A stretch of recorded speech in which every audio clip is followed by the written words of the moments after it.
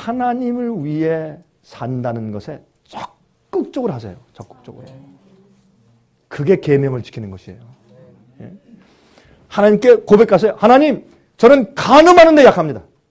딱 얘기해요. 하나님께. 그게 약하면 하나님, 저는 뭘 보면 갖고 싶은 이런 견물생심에 아주 약합니다. 딱 고백을 하세요. 그거를 매일매일 여러분들이 그것이 더 이상 마음 가운데 더 이상 유혹이 되지 않을 때까지 주 앞에 드리시란 말이에요. 이해하시겠습니까? 하나님께서 저를 교육시키는데 그런 식으로 단계로 저를 이렇게 끌어올리시는데 제가 체험적으로 이해하게 됐어요. 그런 것이구나. 제가 이제 그렇게 하면서 나중에 그 유혹이 더 이상 제 마음 가운데 유혹이 되잖아요. 무슨 말인지 아십니까? 다시 말해서 옛날에 그런 말 들으면 분해서 참을 수가 없어. 근데 더 이상 그런 것이 제 마음 가운데 분을 오르게 하잖아요. 얼마든지 가능해요. 그게 예수님의 생애였어요. 예수님은 죄의 본성을 가지고 태어나셔서 우리처럼 한결같이 시험을 받은 자로도 죄는 없다 그랬잖아요. 그러니까 예수님 속에서는 그런 마귀가 저는 유혹이요. 예수님의 마음 가운데 이 프로바카티브, 그냥 막 속상함과 분냄과 이런 걸 막 끌어올리게 하는 그런 경험을 하지 않으셨어요. 왜요? 예수님은 당신의 모든 것을 매일 아침 하나님과 성령께 드리셨어요. 제가 가만히 보니까 우리가 예수님처럼 우리도 이거 하면 우리도 그렇게 할 수 있구나 하는 것이 제 마음 가운데 들어왔어요. 그렇구나. 그래서 이 하나님, 이거 우리가 계명을 지킨다는 것은 좀 더 적극적이어야 돼요. 그래서 보세요. 자, 하나만 얘기하고 그칠게요. 제가 지난번에 한 번 말씀드린 것 같은데, 한 번은 옛날에 말이에요. 저를 오해하고 정죄하고 비난하는 사람들. 어떤 때 그런 얘기를 들으면요. 이거 정말 팔짝 뛰겠어요. 한국말로 팔짝 뛰고 어떻게 한다 그러잖아요. 그렇죠? 그런 표현들 있잖아요. 이거 정말 팔짝 뛰겠어요. 너무너무 속상하고 너무 기가 막히고 이런 거 우리 아이들이 들으면 어떡할까 할 정도로 참 기가 막히고 나중엔요. 또 그런 얘기를 또 사람들이 해줘. 누가 전화가 와요. 밤인데 전화 와서 여보세요. 그러니까 예, 안녕하십니까. 목사님, 저 기억하십니까? 아무개입니다. 장로님, 안녕하십니까? 반갑습니다. 어떤 일이십니까? 저한테 한 10년 만에 전화하시는 것 같은데 어떻게 전화하셨습니까? 목사님, 제가 한 가지 좀 말씀드릴 거 있습니다. 그게 뭡니까? 어느 누가, 그것도 지도자급에 있는 분이, 이렇게 사람들이 있는데, 강 목사님을 비난하는데, 저도 강 목사님 그렇게 좋게 생각하는 사람 솔직히 아닙니다. 고백하더라고요. 감사합니다, 솔직해서. 근데 내가 이 얘기 듣고 나서, 강 목사님 진짜 좀 오해를 받는 모양이다. 근데 강 목사님과 대화를 좀 하고 싶은 전화였습니다. 그렇게 얘기를 하더라고요. 그래서 도대체 뭔데 그럽니까? 그랬더니 한 분이 얘기를 하는데, 제 자식들을 걸고서 저를 비난하는 거예요. 그건 참 부모로서 어렵습니다. 그건 정말 어렵습니다. 그런 걸 이렇게 들으면, 이게 뭐냐면 마귀는요, 여러분과 저의 생활 가운데 어떻게 하면 말, 환경, 여러 가지 이런 걸 통해서 우리 속에 잠재하고 있는 악의 세력. 그래서 그것을 이 로마서 7장엔 바울이 말했어요. 내 속에 악이 나와 함께 있습니다. 그랬어요.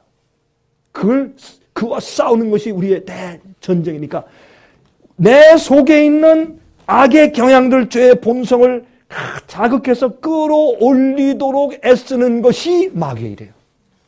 그것이 우리를 구원받지 못하게 하는 마귀가 하는 일의 거의 전부라고 해도 과언이 아닙니다. 마귀는 여러분과 저에 대해서 그 일을 하고 있는 자예요. 그게 형제들을 고소하는 자라는 뜻입니다. 우리를 고소해요. 그래서 내 속에 있는 모든 걸 긁어내거든. 그러니까 마귀가 자기가 고소해요? 아니에요.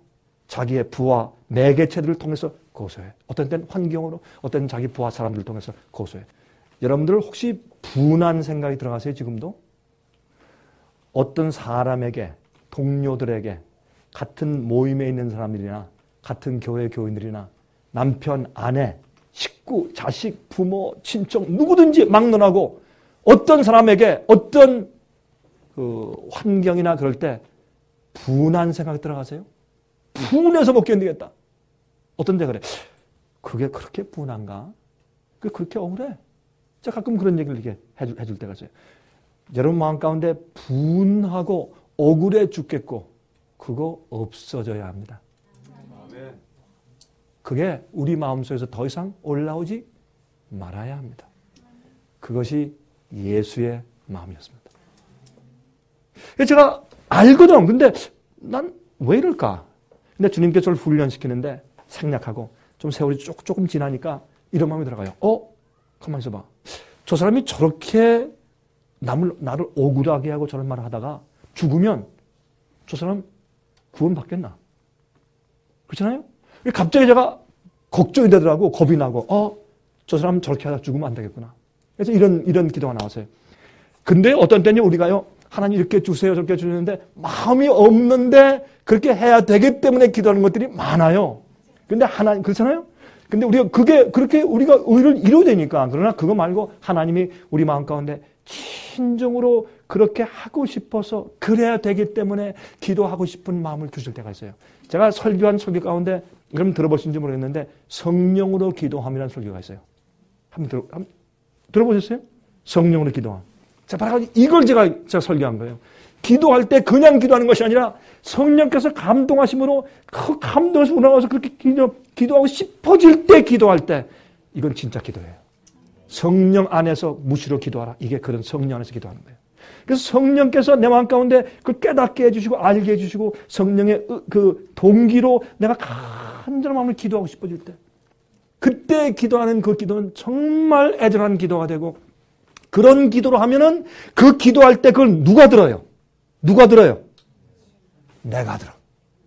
그래서 내가 보세요. 예수의 이름을 어떻게 해요? 이름을 듣고 믿고 시인하란 말이에요. 그러면 그것이 우리에게 구원을 줘요. 그러면 시인하는 것은 내가 그것을 그렇다라고 내가 고백을 하면 고백할 때 그것이 내 귀에 다시 들어가서 내 귀에서 진리를 다시 어떻게 해요? 확약하는 거예요. 도장 찍는 것이에요. 응? 그래서 성령으로 어떤 때는 나로 기도하게 만드셔요. 이런 게 중보기도예요. 어떤 영혼을 위해서 중보할 때 우린 중보기도 해야 된다. 어떤 데 가면 그냥 이 사람들 이름을 대고서 많이 기도하려고 애를 쓰는데 그거보다 성령께서 어떤 사람을 위해서 기도하게 하실 때 어떤 때는 내가 저 사람을 위해서 기도할 마음이 없어.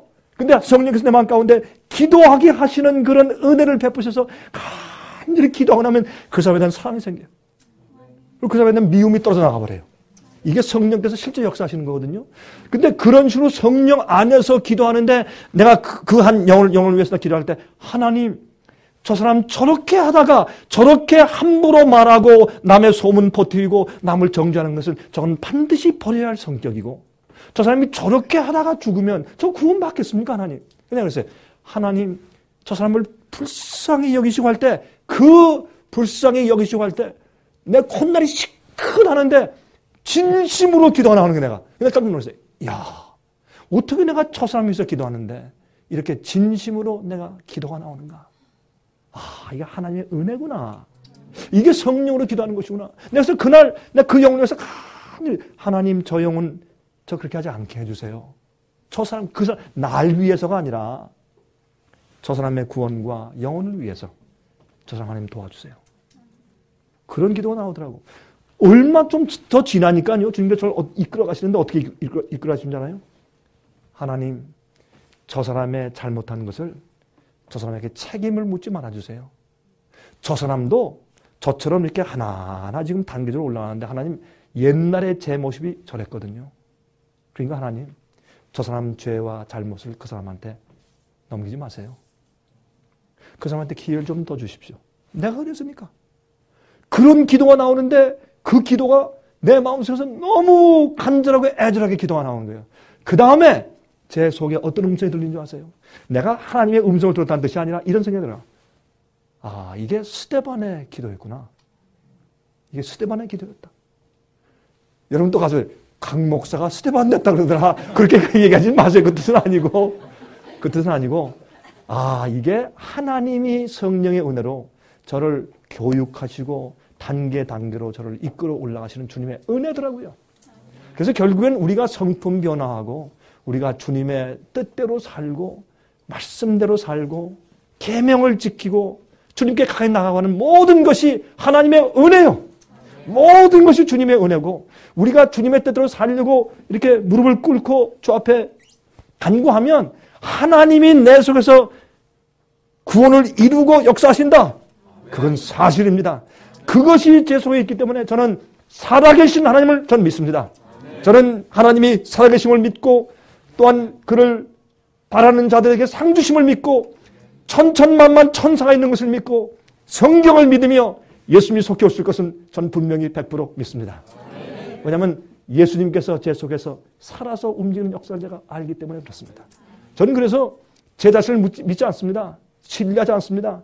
저는 주 앞에 무릎 꿇을 때 이건 얘기해야 돼요.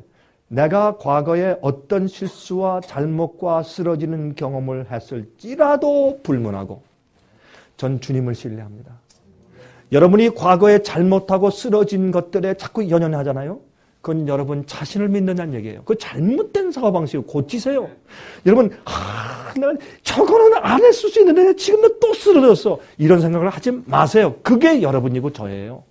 그러니까 우리 자신에 대해서 완전히 실망을 해야 돼. 우리 자신에 대한 이 신뢰가 전혀 없어야 돼요.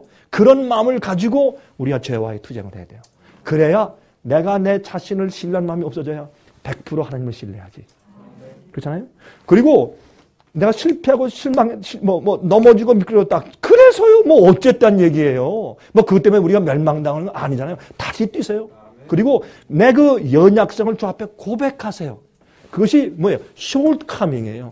예? 이 숄트카밍을 뭐라 그랬죠? 한국말 성경에는.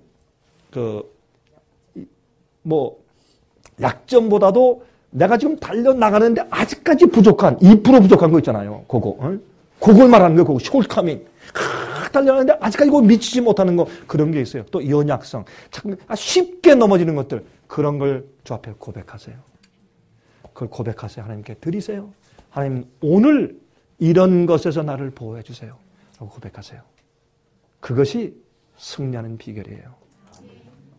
우리가 매일매일 성장해야 합니다. 여러분들의 간증이 하늘에 올라가서 간증할 때 하나님이 나를 인도하셨다. 예수 인도하셨네. 이렇게 해서 우리의 노래가 새 노래 되어서 그 어느 누구도 본따서 우리의 노래를 대신 불러줄 수가 없을 정도로 14만 4천 노래가 되죠.